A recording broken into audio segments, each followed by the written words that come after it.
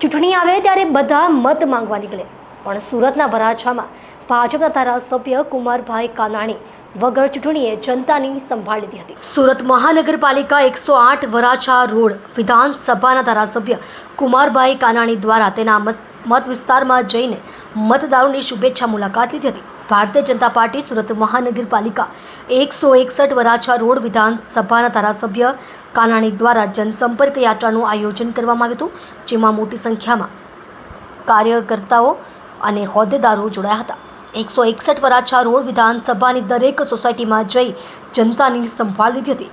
સાથે વરાછાના ધારાસભ્ય કુમારભાઈ કાનાણી સાથે પૂર્વ રેલવે મંત્રી દર્શનાબેન જરદોશી પણ જનસંપર્ક યાત્રામાં જોડાયા હતા. ચૂંટણી હોય અને મત માંગવા જઈએ, ઘરે ઘરે જઈએ, સોસાયટીમાં જઈએ, પરંતુ ચૂંટણી ન હોય અને મત પણ માંગવાના ન હોય તો પણ દર વર્ષે લોકોની પાસે જવું, લોકોને મળવું, સોસાયટીમાં ડોર ટુ ડોર જવાનું અને કઈ પ્રશ્ન હોય તેની વાત સાંભળવાની અને પ્રશ્ન હલ કરવાનો પ્રયાસ કરવા. આજે નિત્ય કાર્યક્રમ મારો દર વર્ષનો છે.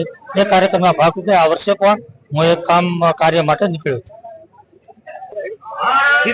વરાછા વિધાનસભાના લોકપ્રિય ધારાસભ્ય શ્રી કુમારભાઈ કાનાણી અને પૂર્વ મંત્રી શ્રીએ જે એમને પોતે નિયમ બનાવ્યા છે તે અત્યારે પણ ચાલુ રાખ્યા છે કે સતત ત્રીજી વખત ચૂંટાયા પછી પણ પ્રજાને દ્વારે જવું, પ્રજાને મળવા જવું. ચૂંટણી વગર પણ લોકસંપર્ક દ્વારા લોકોના પ્રશ્નોને વાચા આપવા માટે હંમેશા જાગૃત રહ્યા છે. એમની સાથે સમગ્ર વરાછાની ટીમ જે એમને પડખે ખભે ખભા મેળવીને ઉભી રહે છે. ચૂંટાયેલા પ્રતિનિધિ હોય, સંગઠનના લોકો હોય અને રહેવાવાળા સોસાયટીના લોકો હોય, બધા ભાઈઓ બહેનો ભેગા થઈને આ સતત આજથી શુભ શરૂઆત કરી છે અને લગભગ 2 મહિના સુધી દરેક સોસાયટી અને દરેક ઘર સુધી એમના પોતાના મત વિસ્તારનો એ સંપર્ક કરશે.